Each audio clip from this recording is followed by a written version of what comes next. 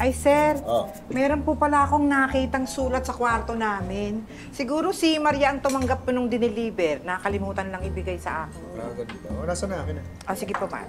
Ay, Ate Baby, pengi po akong juice. O siya, sige, kukuha kita. Thank you po. Huy, ba't ang dalas mo dito? Hindi ka pumirme sa kondo mo. Umuwi kasi si Macy sa kanila eh. Wala akong kasama sa kondo. Naiinis po ba kayo kasi palagi akong umuwi dito? Ah, hindi. Masaya nga ako pag nandito ka eh. May balakuba ka nanay mo, kaya kamot ng kamot. Sabi naman sa'yo, huwag mo nang gamitin yung shampoo na bigay ni Rex, baka hindi ka hiyang doon. Hindi ko na nga gagamitin. Nay, alam niyo dati, nakwento sa akin ni Cara. Nagkaroon din ng problema yung mami niya. Kabalakubak din dahil daw sa stress sa kapuyat. Kaya grumabe. Naku, Nay, di pa ba lagi kayo stress siya kapuya sa KTV? Oo nga eh. Nay, ba't kayo magpaderma? Ang alam ko, nagpakonsulta yung mami ni Cara. Ayoko magpa-derma. Nakausap ko yung isang kumari ko. Hindi raw siya gumaling doon sa hair products na binili niya. Ang mamahal pa naman. Anong plano mo? Magkamot na lang habang buhay. Hindi, ano ka ba?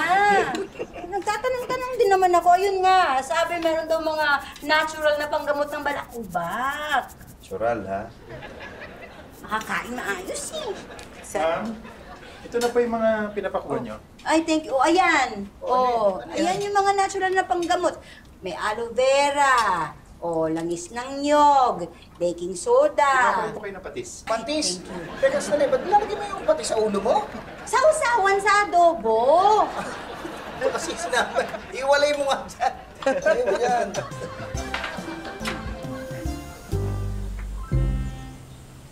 Robert, kailan mo huling ginamit yung van? Nung ipinadala po kayo sa akin na gamit sa opisina, Nagmamadali ka ba? medyo sir, bakit po? Eto kasing sulat galing City Hall to. May violation ka. Beating the red light. Ay, Hala. ganon? Oo. Kalerky naman. Nako, kuya, na-NCAP ka. Yan ba yung no contact apprehension? Oo, yun yun. Nagkalat na ngayon yung mga camera sa kalsada, kaya wala nang lusot yung mga nagbabiolate. Nako, eto. Babayad tayo ng multa, ha? Sir, ako na pong bahala dyan. Kasalanan ko naman eh. Sigurado ka? Opo. Sige, Yan yung sinasabi ko sa'yo lagi, di ba? Mag-iingat sa pagmamaneho. Lagi kitang pinapaalalahanan yan, hindi ka nakikinig. Sorry, ma'am. Hindi nga, kuya. Kayong dalawa ha, huwag niyo nang hintayin pang mapagsabihan ko rin kayo. Apo, Nay, mag-iingat po kami, promise. Ako rin po, swear. Dapat lang, mag-iingat kayo sa pagmamaneho. Iwas aksidente, hindi lang sa huli. Huwag ka na magpaka-stress. Eh, kakamot ka na naman. Mag-iingat nga raw itong mga to, di ba? Kuya, binabalako ba ka na rin? Hindi. Eh, ba't nagkakamot ka? Hindi. Ito kasing instruction sa pagbabayad ng multa. Oh. English eh. Stress niya. Laki ng babayaran kong multa sa City Hall. Ay, kaya nga sabi ko sa'yo sa susunod, sundin mo yung binibilin ni ma'am. Mag-iingat ka na sa pamamaneho. Natatakot ako. Saan? Sa babayaran mo? Hindi. O, saan ka natatakot? Kay Berta. Ako pag nalaman niya, magagalit yun. Ang mabuti pa, huwag mo nang sabihin sa asawa mo na nahuli ka para hindi ka mapagalitan. O, ha? Yun na. Laki. Baby, may ulam pa ba kayo? Nangingi kasi si Mimi.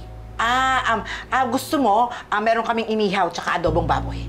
Ay, wala ba kayong gulay? Bawal na kasi kay Mimi ang baboy. Ay, wala eh. Hindi ako nakapagluto ng gulay. Sige, di bali na lang. Uy, ba't ang tahimik mo?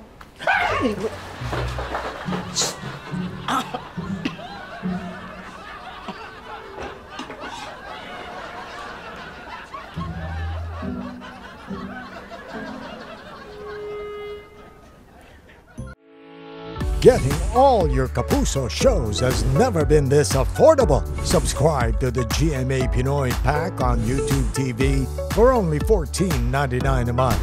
Watch GMA Pinoy TV, GMA Live TV, and GMA News TV anytime, anywhere. Matawa mo saya.